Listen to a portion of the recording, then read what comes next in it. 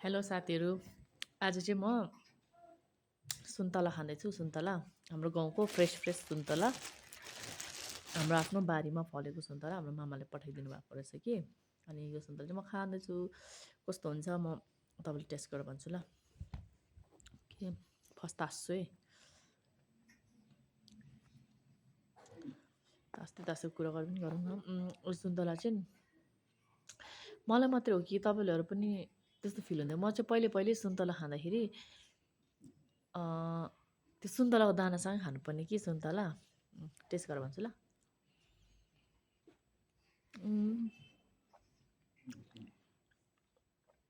हल्का अमिलो छ। मैले माथि लेख पर्छ कि, लेख परेर होला अलिक अमिलो अमिलो। त्यति ठुलो साइज पनि छैन, अझै होला नर्मल साइज होला नि, नर्मल साइज होला। तर हाम्रो गाउँ चाहिँ माथि हाट साइड पर्छ कि अलिक चिसो जग्गा।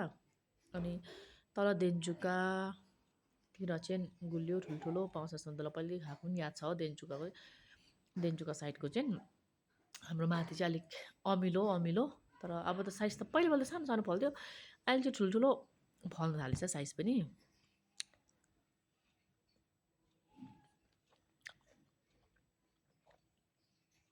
अहिले चाहिँ दाना निकाल्छु, पहिले चाहिँ दानासँगै खान्थेँ म। दाना नटोकिन त खाएको जस्तै नलाग्थ्यो। अहिले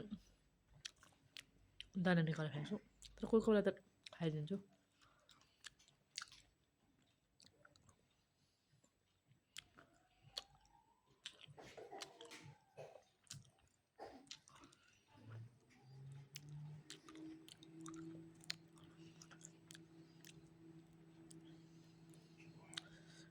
सानोमा त हामी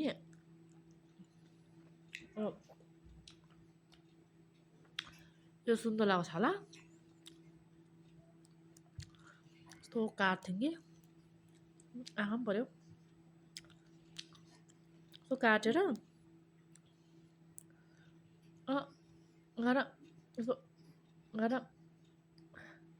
नाकमा पुली के देख्दैन रहेछ नि, यसो नाकमा पुली बनाउँथ्यो हो एउटा। अनि एउटा चाहिँ यस्तो काटेर यस्तो बनाएर के रहर आएको नि अब केटाकेटीमा। मामाहरूले लाउनुहुन्थ्यो नि त चुम्के बोलाई, यसो लाउँदै यसरी यसरी बनाएर तपाईँले लाउनुहुन्थ्यो होइन? अहिले होइन मसिनोमा है।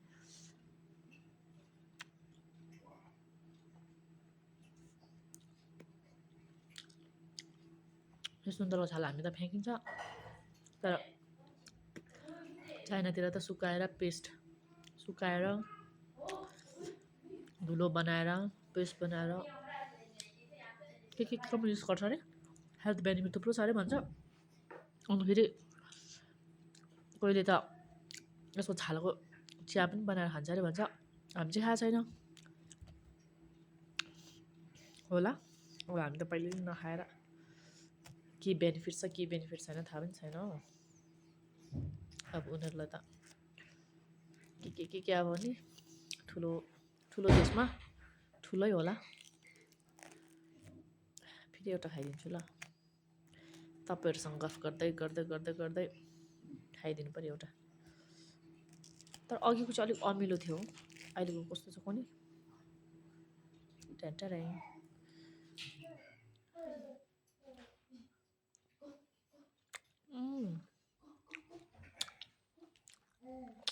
यो चाहिँ गुलियो रहेछ।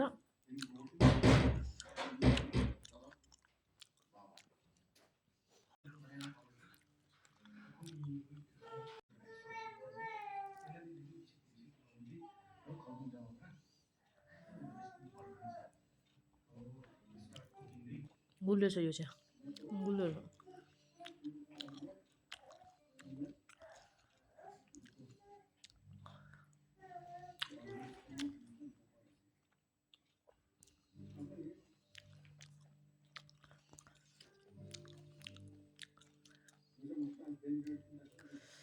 सुन्तला खाँदै नै अल्छी लाग्यो कि, अनि यत्तिकै खाँदै नै भिडियो बनाएको नि त।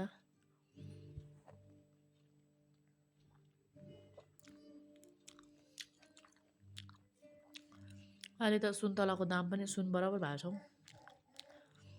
उहिले हामी केटाकेटी हुँदाखेरि हाम्रो पापाहरूले सुन्तला पनमा बेच्नुहुन्थ्यो।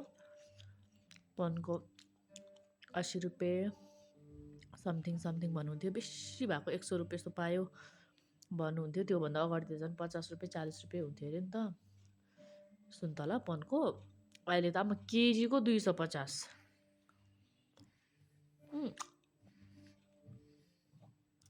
कोही 300-400 पनि भन्छ केजीको।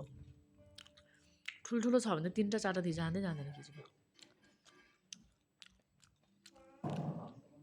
म त पहिलेको जन्मेँ पहिलेकै टाइम ठिकै थियो जस्तो लाग्छ खानेकुराहरूको दाम सुन्दाखेरि त।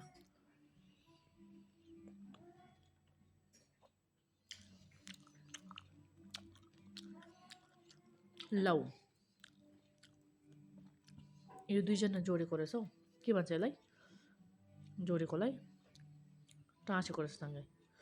हामी चाहिँ पहिले मामाले यसो टाँसेको सँगै नखानु भन्नुहुन्थ्यो नि त। पछि जमले पाउँछ नानी भन्नुहुन्थ्यो नि त। अन्त अब त मान्छेको उहिलेको सोचाइ यस्तो दुईटा सँगै टाँसे खानु हुँदैन, जमले पाउँछ नानी भन्नुहुन्थ्यो। अहिले त जमले चाहियो भने खाँदा पनि जमले जन्मिँदैन।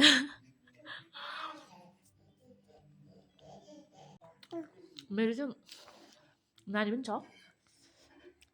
केटी पायो हाई हो हाई भने हाई। ऊ चाहिँ जस्ट 1 साल पुग्यो।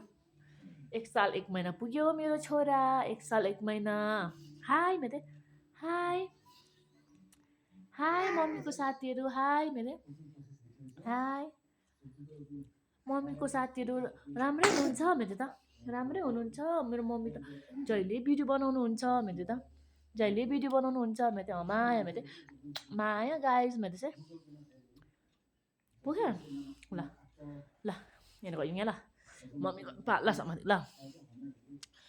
साथीहरू के भन्थेन त्यतिकै यस्तै सुन्तला खाँदै भिडियो बनाउनु मन लागेर बनाएको।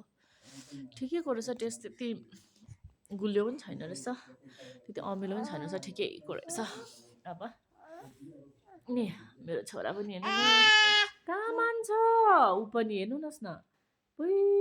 माया चाहिँ माया जोगेन माया गुड मम्मी माया मम्मी माया मम्मी माया किसी किसी मम्मी किसी। ल मेरो छोराले मलाई किसी दियो नि ल ल ल ल माया मेरो छोराले कति माया गर्छ मलाई। किसी मम्मी मम्मी किसी किसी किसी खै ओके।